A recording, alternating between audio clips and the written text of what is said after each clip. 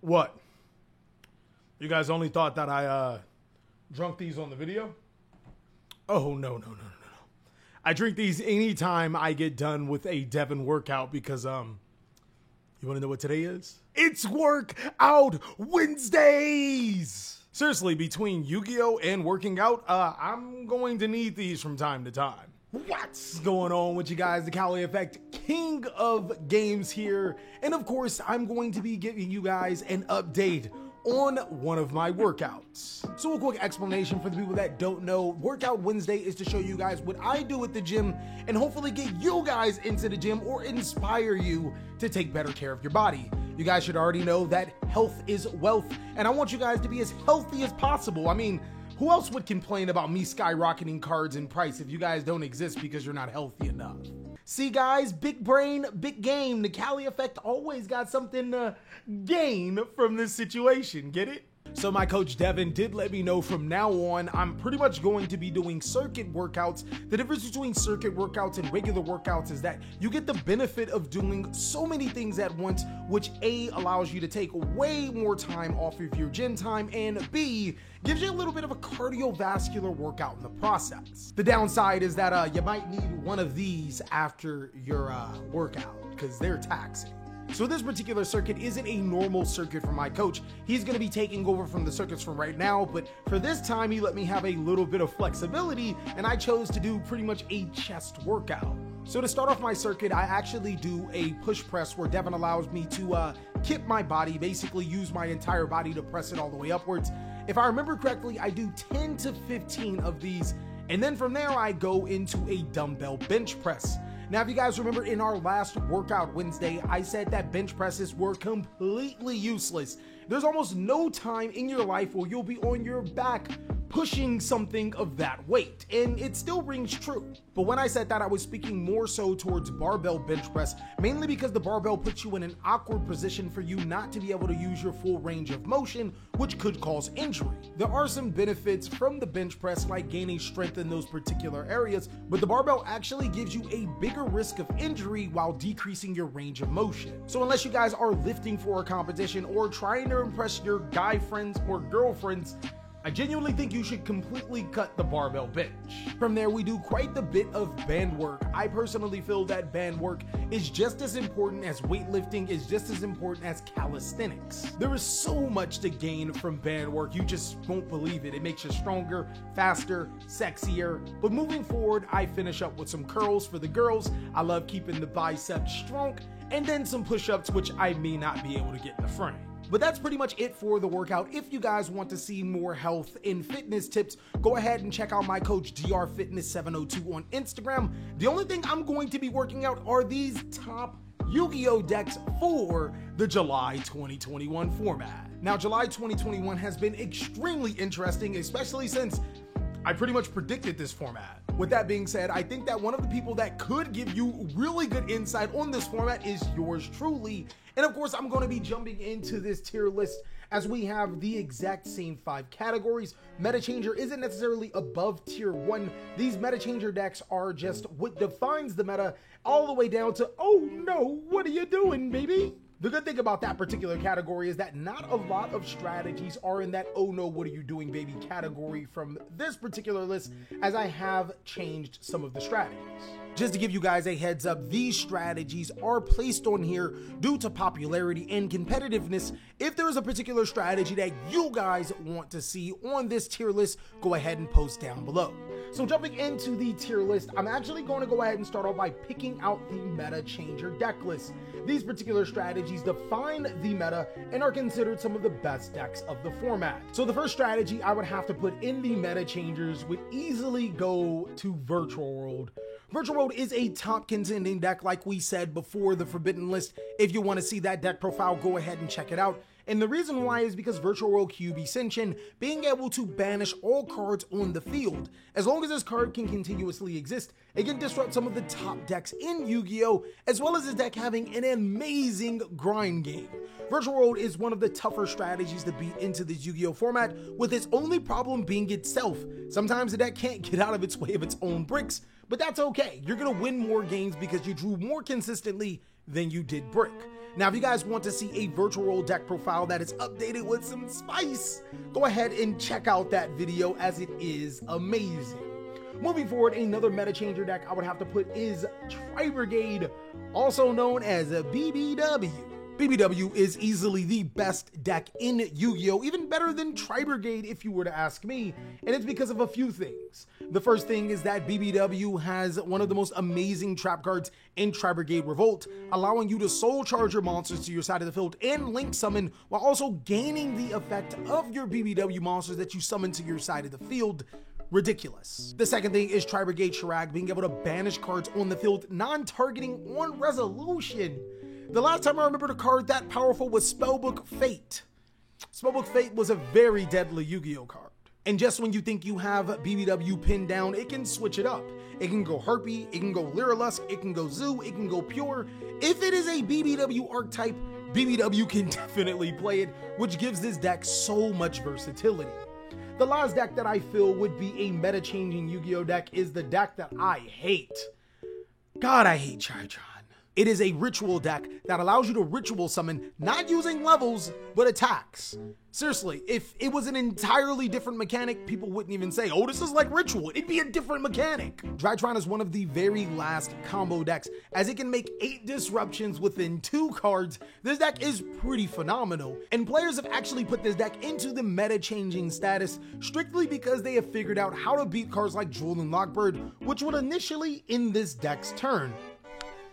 Just make Red Eyes Dark Dragoon, forehead. I seriously think that Red Eyes Dark Dragoon is a trash Yu-Gi-Oh card, but when it appears in a meta-changing deck, I gotta change my stance just for a little bit.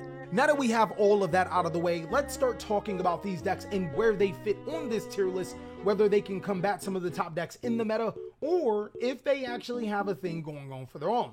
Dinosaurs did lose Mist to 1. I'm gonna have to put it in a tier 2 status, mainly because it has a hard time dealing with Virtual Role QB Shinchin, which would banish all the cards that they want to use to summon, I don't know, Ultimate Conductor Tyranno. And also, this deck cannot beat this deck in a grind, mainly because Misk is at 1.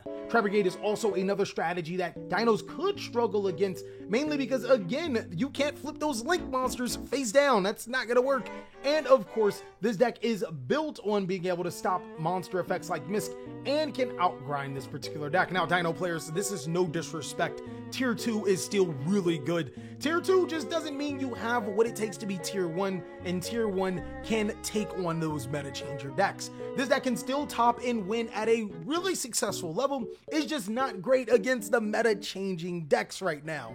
Now, I know how you have a 80% success rate against some of the meta changing decks, but we're not worried about your particular Dino build. You're special. You can Rex the meta. No, I'm not baby Sarasaurusing you. I'm letting you believe you know your truth.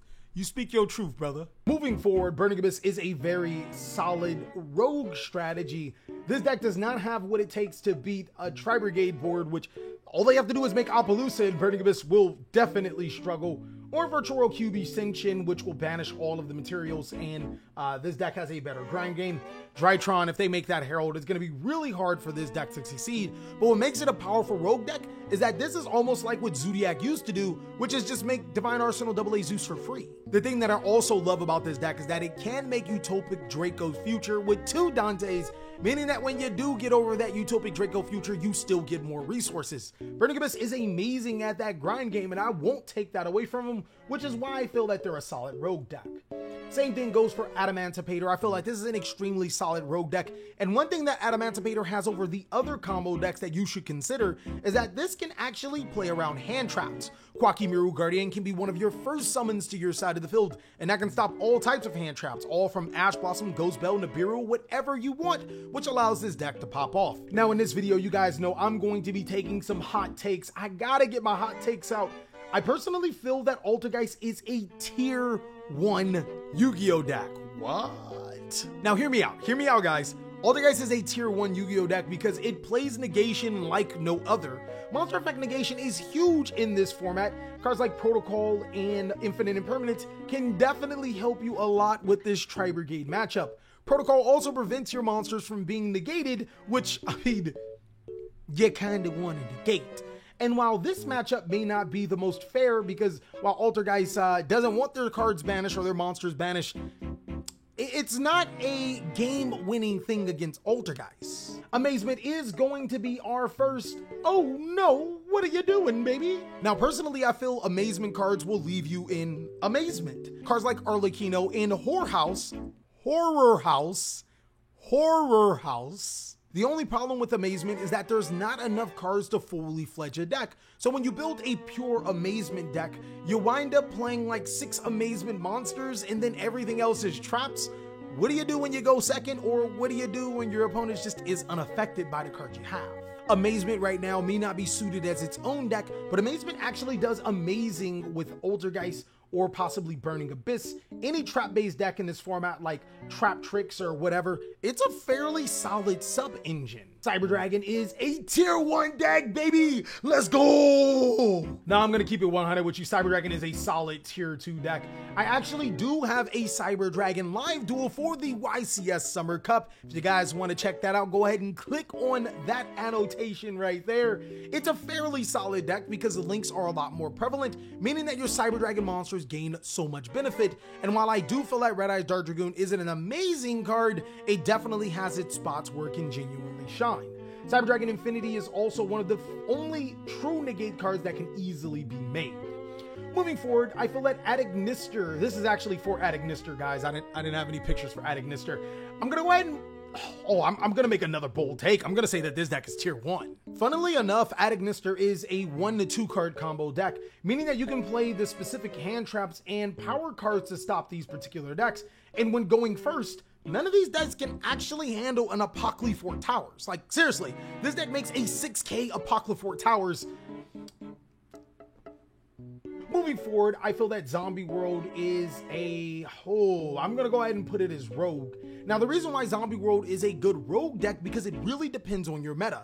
If your meta is filled with like Dinosaur and BBW and Rocket Dragon Link, then yeah, I mean, this card can definitely destroy your opponent.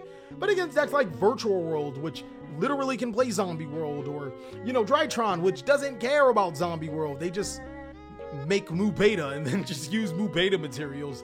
This deck can surely struggle. Eldritch is, I'm gonna have to go ahead and put Eldritch at the tier 2 status. Again, nothing wrong with being tier 2, but those Eldritch trap cards will easily be banished by Shinshin, as well as Shiraig, and also going second to a Drytron matchup that can be very, very hard, as it's a trap-based deck and Herald just kind of negates them all. Now, some of you guys may be wondering where I put heroes. It's an oh no, what are you doing, baby? I know what you're thinking. You're the hero of your own story. You beat 80% of every matchup. Heroes are tier 1. For the purposes of this video, no, it's not. Now, heroes have 2 major problems with it. The second problem, more major than the first. The first problem is that heroes don't have a very good consistent board that decks just can't deal with. Yes, Darklaw is similar to Virtual World QB Ascension, but can Darklaw revive itself by itself and is strong enough to be by itself? That's not really the huge problem with heroes. The biggest problem with heroes is, have you looked up prices on this deck? The terrible thing about heroes is that with that same hero budget, you can buy a Virtual deck, a Tri-Brigade deck, and possibly a Drytron deck with that much money. Is that really necessary? So unless you're a hero enthusiast, have all the hero cards, and are dead set on playing heroes, what are you doing? Moving forward, I feel that Shaddoll is a tier 1 deck, mainly because if this deck goes first and set up with El Shaddoll Winda, the only deck that has a natural out to it is Virtual World with Qinglong. I feel that Shaddoll has no problem going toe-to-toe with some of the top meta decks. The problem with Shaddoll, though, is cards like Infinite Impermanence, Forbidden Droplets, Forbidden Chalice, and other cards that can completely eliminate Winda's effect. After that, Shaddoll can typically struggle against going some of these matchups, and of course, going second is not always the move. I'm gonna go ahead and put the Live Twin strategy. This feels actually borderline, oh no, what are you doing, baby, to Rogue. I'm gonna go ahead and put it in Rogue. This will change when Dawn of Majesty comes out. I feel that Live Twin, Evil Twin is going to be a lot better, but currently, right now, ooh, there's some problems. See, 1-card links are okay, but your opponent is now playing Infinite Impermanence, Effect Veiler, and Ash Blossom and Joyous Spring. That's gonna be pretty hard to do. With Effect Monster Negation running rampant in today's Yu-Gi-Oh!, this deck will surely struggle because of it. Grin Maju is easily, give this deck its props. It is solid. It is a tier 2 Yu-Gi-Oh! Deck with actually good implications against some of the top meta decks. The only problem with Grin Maju is, these decks are more consistent and potent.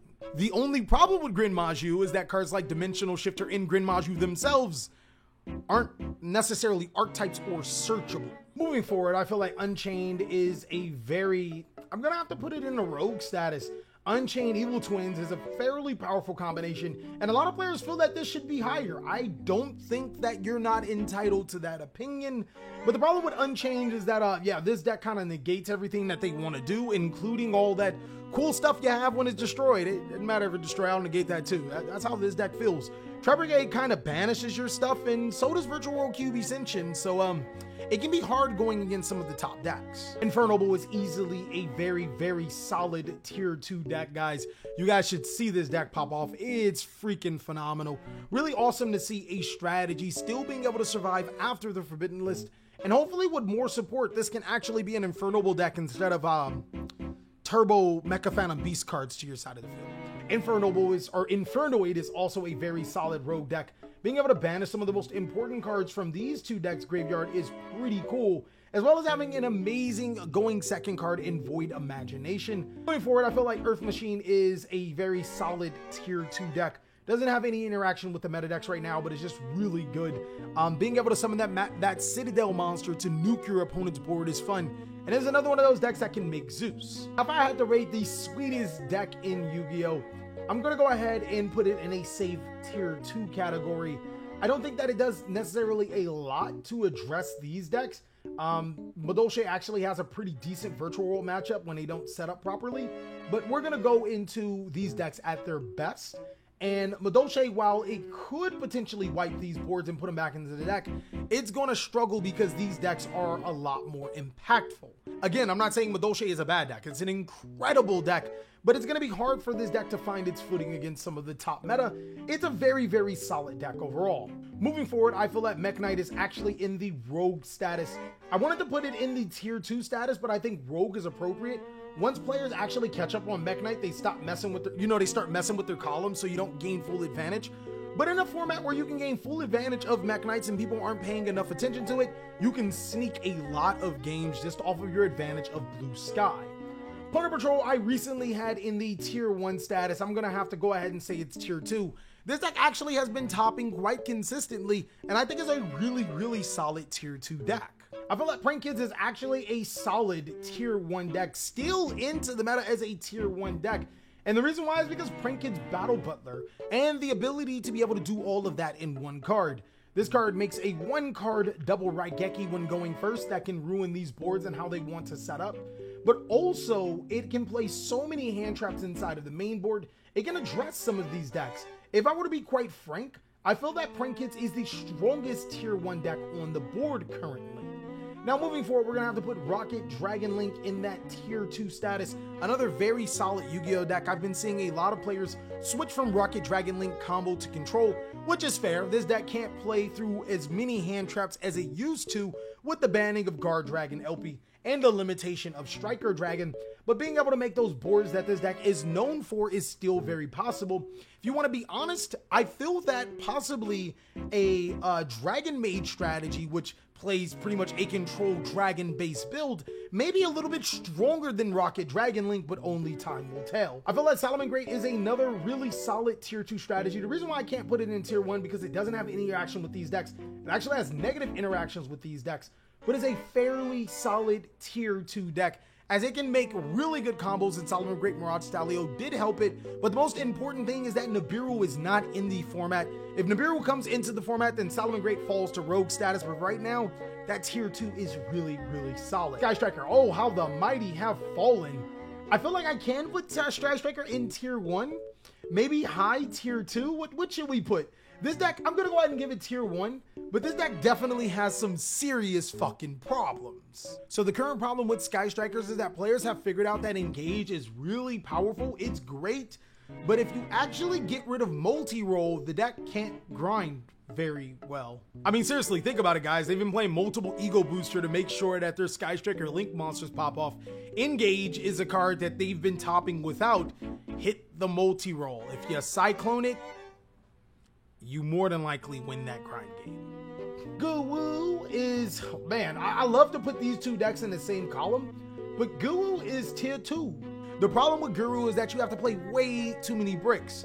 Red Eyes Fusion, the Red Eyes target, Subterror Guru by itself, Fiendish by itself, Cave Clash. It's really frustrating. Those bricks actually take away from the ability to be able to interact with the card game, resulting in more losses, which means less tops. Moving forward, I'm gonna make another splash and say that this deck is tier 1. That's right, ladies and gentlemen. Maybe the bottom of tier 1, maybe the cusp between tier 2 and tier 1, but it's tier 1. Phantom Knight is one of the very few decks that is extremely hard to hand trap. Just when you think you can Ash Blossom or Ghost Spell here, the deck has another extender. This deck also plays a ton of monster effect negation, and if you guys aren't getting it, unless you can continuously wipe your opponent's board like Zeus, Battle Butler, then monster effect negation may be your best bet. Effectively being able to have a good matchup against these two, and against Drytron, I mean, come on paper, every deck has a bad matchup against Drytron. It puts 8 negates down. I feel like the only problem with Phantom Knight is that you feel like you have to play Red Eyes Dark Dragoon. The reason why is because when you go into neutral game states where you have a random monster on your field and a monster you can't exceed with, you gotta make a Link monster and Dragoon's right there. This does make you a little bit more prone to bricks, but I guess you can play Edgem Sabers to help with that. Phantom Knights is literally like, it's crazy how some of the top decks in Yu-Gi-Oh! 4 of the top decks in Yu-Gi-Oh! Are literally from Phantom Rage. And the last strategy is Trap Tricks. Come on, guys, let's be real. You only played this deck because they were lollies. Seriously, that's the only reason why you play it. And I find you rather weird because, like I've said before, the Trap Tricks card is not the girl that you see. It's the trap under it. You know, like a man-eating plant trap. I really like the deck's concept, but once players notice you're playing Trap Tricks, they make moves to avoid all of your good Trap Tricks cards and then just realize you don't necessarily have a big game-winning card and they can outgrind you. Well, that is all that I have for the tier list. Of course, I want you guys to let me know down below in the comment section how I'm wrong and your particular tier 2 rogue or oh no, what are you doing, baby deck has X amount of percentage success against the top decks and how you are the strongest player in your category. I'm not making fun of you guys. To be honest with you, I'm happy for your success. I'm just being a little more realistic when it comes to everyone else. Also, be sure to check out these videos as they are extremely awesome, and I'll catch you on the next one.